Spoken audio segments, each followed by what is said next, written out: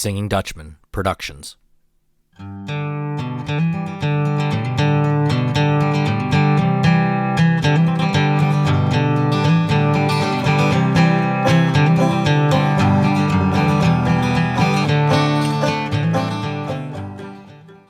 Hello and welcome to Doug's Front Porch, a podcast where I get to sit down with friends old and new and have honest conversations. Today I welcome to the front porch just myself. I'm sitting here in my trusty rocking chair, rocking back and forth, because it's a time for me to think about a couple things. And that's what this episode's all about. I entitled it A New Chapter. I could have also entitled it The End of a Chapter, but I decided to look at the positive instead of the negative. There's a difference between saying the new chapter and the end of a chapter. You know, this podcast is coming out, this episode is coming out in the middle of May, which marks the 1-year anniversary of Doug's Front Porch. It was the beginning of May 2020 that I created this podcast, and it made me think, now is a good time. I'm a teacher, as you all know, I think by now, especially if you listen to the podcast. And as a teacher, we're often told to reflect on our teaching, thinking about things that we can do better in our classroom, thinking about ways that we can better reach our students, thinking about ways that we can become more effective as educators. And I often find myself doing that even outside of my classroom. And this is an opportunity for me to sit back on the front porch in my rocking chair and reflect on what this past year and what this show is, what the past year has brought and what this show is kind of all about to me personally. Looking back at when it was created, I had this idea for quite a while that I wanted to have a podcast. As also many of my listeners know, I have a very active YouTube channel that, deals more with Pennsylvania Dutch culture, language, and history. But there was other stuff I wanted to talk about. I love talking to people. I am a very outgoing person. I think conversation is so important. And I've mentioned this and had this discussion with many of the guests that I've had on this past year about how important conversation and getting to know other people is in making our society better and in having us have a better understand of our neighbors and those who are not only the same as us, but also, more importantly, those that are different than us. And I see this podcast as an outlet for that, to hopefully, bring other people's lives into your ears twice a month, where you learn about people, whether they're a nurse by profession or a teacher or a musician, or thinking about all the different guests that I had on this past year. And I want to first say thank you so much to all of the guests that agreed to come on and actually sit and talk with me for an hour when we would record. I couldn't have done the show without all of you, so thank you so much to all of those guests. And thank you, of course, to all of you who are sitting here listening to this, because you are the ones that keep me going, right? I make these episodes hoping that people will listen to them, and every week I get an update from Buzzsprout, which is where I host my podcast, with the number of downloads and if people left comments. And those emails are always bring a smile to my face, whether the numbers are low one week or higher another week. It lets me know that people are actually consuming this product that I'm putting out there, for good or for bad. But it always, brings a smile to my face, saying, someone's listening. And that makes me feel good. I'd be doing this, though, even if no one was listening. For those of you that really know me well, you know that that's just the kind of person that I am. So now it is time to reflect a little bit. And thinking back on the past year, where do you start? 2020. Now, granted, the podcast started in May, but by May of 2020, we were 2.5 months into the beginning of the global pandemic, COVID-19. At that point, a lot of us still didn't know what the heck to expect. People were thinking, we'll be able to get back to normalcy by August, or well, then summer came and we were all still wearing masks. And then, maybe things will be back to normal by the holidays, Thanksgiving and Christmas. And well, as we all know, the fall came and went, and those holidays came and went, and some of us had to make some very hard sacrifices of not visiting family for Thanksgiving or not seeing friends and family at Christmas time. And then we thought, we'll cross into 2021, and hopefully that'll bring some changes in in our situation, and to a certain extent it kind of did. We were lucky that this spring, of course, as all of you know, we had the creation of the vaccines, and as I'm recording this, I and my wife both have been vaccinated. We were lucky enough to get the Johnson & Johnson shot since we are educators in Pennsylvania. That was what was given, or we were allowed to get, or had the opportunity to get. And that has definitely eased some stress about knowing that at least we've been vaccinated, and hopefully the science will work, and all of the work that those scientists did to create those will be to the benefit of humanity.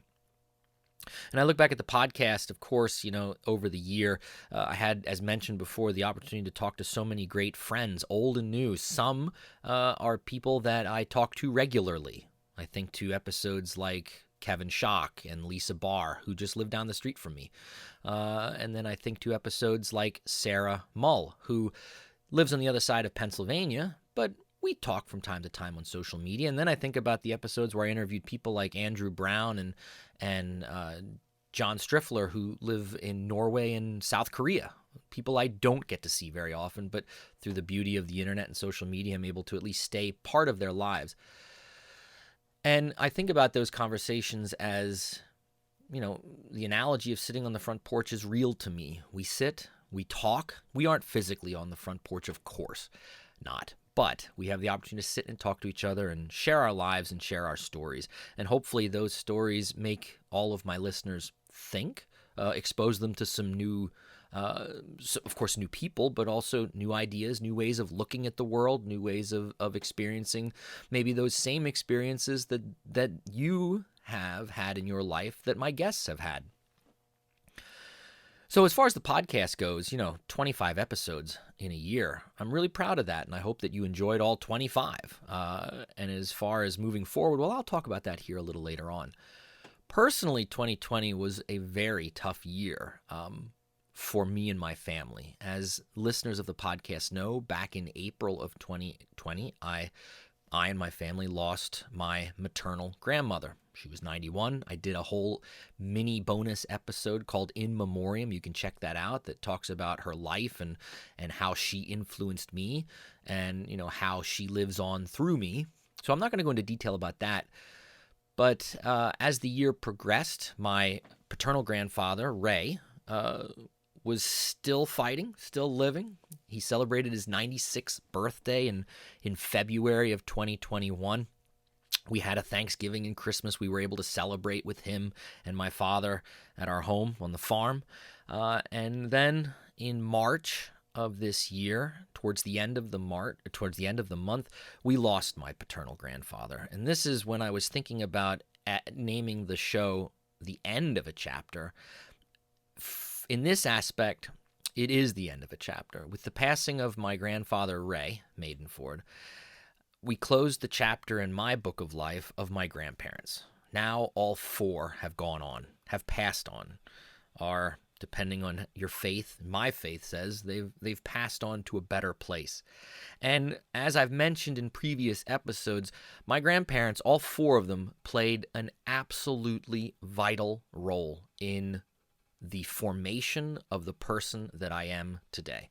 I and my brother were more than blessed, and we know that we were able to grow up spending so much time with all four of our grandparents. Our two maternal grandparents, Arlene and Joseph Bauer, were essentially our caretakers during our very early formative years. Both of our parents worked Monday through Friday, 40-hour-a-week jobs, and my maternal grandparents only lived a mile from our farm in the little town of Centerport, Pennsylvania. And that is where we went before school and after school, and also where we were in the summers or any day that we didn't have school and my parents were working. So we were, partially raised by our maternal grandparents, two of the most stereotypical, traditional Pennsylvania Dutch people you could ever meet. And our paternal grandparents, Ray and Alma Madenford, they were just as important in our lives. They lived a little bit farther away from where I grew up. They lived 8 miles away, just south of our farm, just south of Leesport, Pennsylvania. And as we spent the weeks Monday through Friday with our maternal grandparents, my brother and I spent our childhood weekends with our paternal grandparents. It was quite typical on a Saturday that my grandfather Ray would come to our farm and help my dad do work around the farm, whether it was in planting season or harvesting season, or in the winter when we were doing various things to the inside of the farmhouse. When the day was done, my brother and I were packed up into his car, and we went to his place and spent Saturday night there as an overnight with him and our grandmother Alma.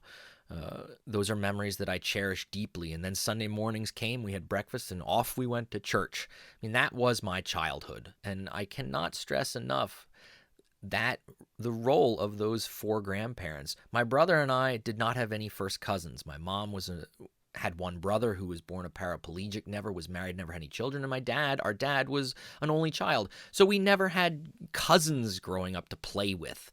And look, growing up on our farm, we didn't have any neighbors nearby necessarily that had kids our age that we played with either.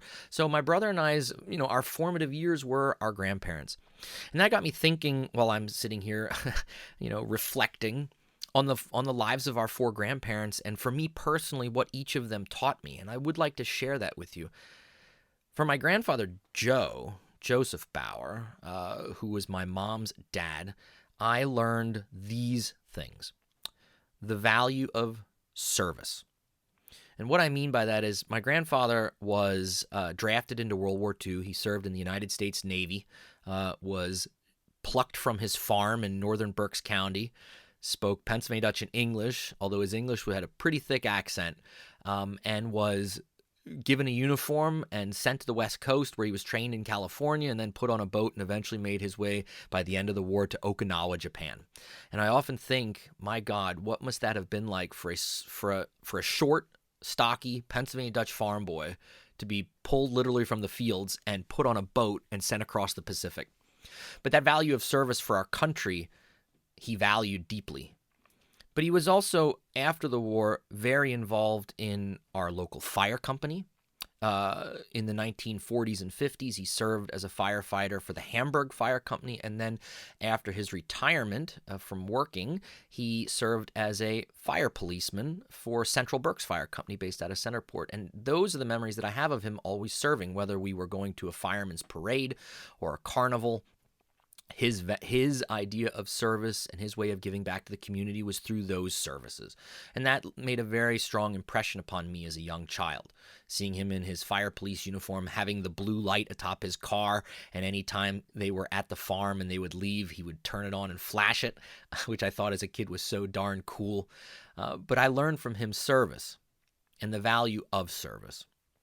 His wife, Arlene, our grandmother, my mom's mom, I learned from her a lot of things. One, how to cook and how to bake, and how to cook and bake traditional Pennsylvania Dutch food, because that's about all she made. I don't think I ever saw her make anything that was not, in some form, Pennsylvania Dutch in background as far as food was concerned. But she also taught me the value of parental care and love. As I mentioned earlier, my mom's brother, Robert, our only uncle, was born paraplegic and spent his whole life in a wheelchair. And he lived with our grandparents there in Centerport, and that meant that my grandmother was essentially taking care of her son her whole life. He lived, our uncle lived up until the early 2000s. So that meant as my grandmother was in her 80s, she was still taking care of and taking care of her son. And I saw that. I saw that she washed his clothes. When I was a kid, she changed his diapers before he was able to get an operation to provide a colostomy bag. Those were images that were seared in me, and the value of motherly love. Something that, of course, I, not being a mother, but as a father, try to transfer those ideas as my role as a dad into the love and care for my children. And then I turned to my paternal grandparents. As I mentioned in my previous episode, I talked a lot about my grandmother, but it's a good thing to remind our listeners that the things I learned from my maternal grandmother, or from my paternal grandmother, Alma, was a love of God and faith, and a love of country, and the joy of singing. My grandmother's faith was unshakable. church as often as we could get there, of course. When we cleaned out her bedroom after her passing, I found no less than, I think, 6 Bibles scattered throughout her bedroom. Whether she was reading all 6, I don't know, but there were bookmarks in all 6. She was a Sunday school teacher. She always impressed upon us the power of prayer and the value of praying for other people. And singing, she sang at full volume in church on a Sunday, unabashedly. Maybe to the chagrin of some of the other congregants in our church, but it also taught me that if you're going to sing, you need to sing. And don't care what other people say. You have a voice. God has given it to you. Use it, whether in music or while speaking. And a love of country, she lost her older brother in World War II, killed in France in 1944. And I think that had always impressed upon her the value of what, veterans give to our country and the ultimate sacrifice that some make. For her, it was her own brother, who was never able to come home from the theater of war of Europe. And now finally, as my grandfather just recently passed, my last grandfather, Ray, the things I learned from him, I can't just say in a couple minutes. I think out of all 4 of my grandparents, since he was the one that I had the longest, I learned the most from. I learned calmness and the importance of being calm and not getting excited right away or getting overly excited about things. The absolute value of hard work. There is no substitute for hard work. It's the one thing I tell my students all the time in the classroom. Do you want something? Work for it. And work hard. There is a value to that. As a farmer and as a boy that grew up on a farm, he knew firsthand the value of hard work and what can come from honest, hard work. He also taught me what it means to be a gentleman. And I don't mean that in the 2021 version of whatever we're saying right now are gentlemen. I mean being a good person and a good man. I don't even know if I can express that really into words, what he taught me in regards to that. But when I think of the word a gentleman, he is the first image that comes to my mind. He also taught me, as did all 3 of my other grandparents, the value of being part of something bigger than yourself, whether it's an organization that you belong to and helping and serving in that, whether it is serving like my other grandfather did in firefighting and fire police or as a soldier.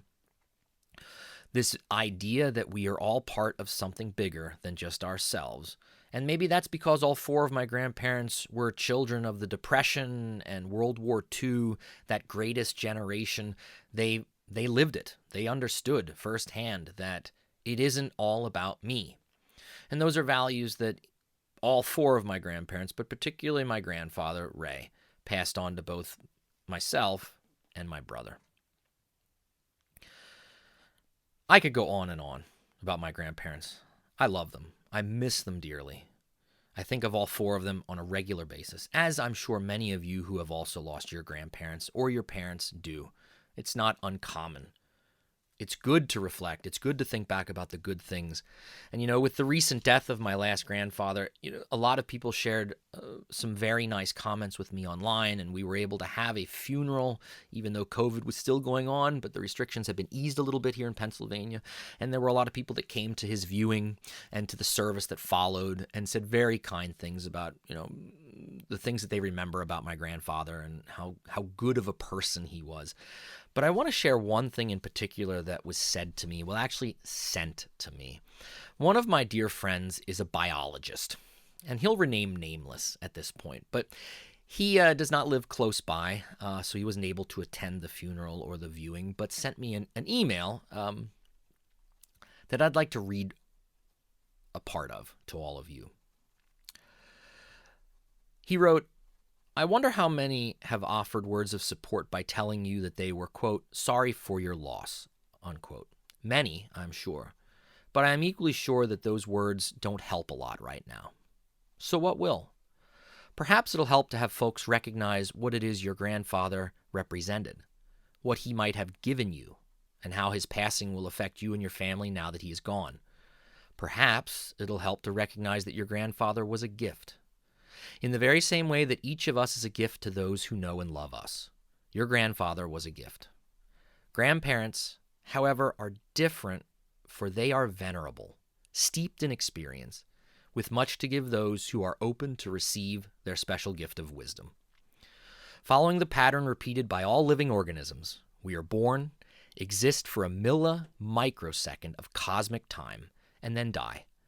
From the very moment we draw our first breath and become part of this living world, our departure from it is guaranteed. What lies between these endpoints can vary and depends on the sort of organism in question. Surely, we can agree that the life cycles of a bread mold, an eagle, a bacterial colony, an elm tree, and a human are very different. My limited understanding of bacteria tells me that the life of a single bacterium must be very much like that of any other, a trillion other cells. I might be wrong about that, but I bet I'm not wrong when I say that, save its most general aspects, the life of every human is very different from the life of every other human. And how is it that this may be so? Surely there are ethnic, social, economic, political, religious, and even geographic influences. I would argue, however, that the thing which most significantly influences our individual lives is family. Families are complex in their structures and in the myriad connections among those structures. They are wonderful, vibrant, things which can assure the continuity of commonly held values and beliefs, ideas and practices held for generations. You have been fortunate to have grown up in a very close and loving family. The glue which guarantees family cohesion is, of course, its members. You have been very fortunate to be related to a number of individuals for whom family was and is important. I know that your paternal grandfather was one of them. It is, in part, this gift of a strong belief in the value of family that you are the person you are. Your grandfather taught you, by example. Will his gift cease to exist now that he has passed? Not for a second. His gift of a belief in the value of family lives through you, your wife, your children. That gift was expressed in the life that your mother and other grandparents passed, and is expressed in the lives of both your father and your brother now. Do not mourn the loss of physical stuff. Celebrate and live the lessons your grandfather taught to you and to all that knew him. I could have sat and tried to write something like that for days and never have been able to do what my friend did there in that comment, in those comments that he wrote. He's right. Family is the greatest gift that we have. As all of you know and can tell from what was just said there, family is important to me.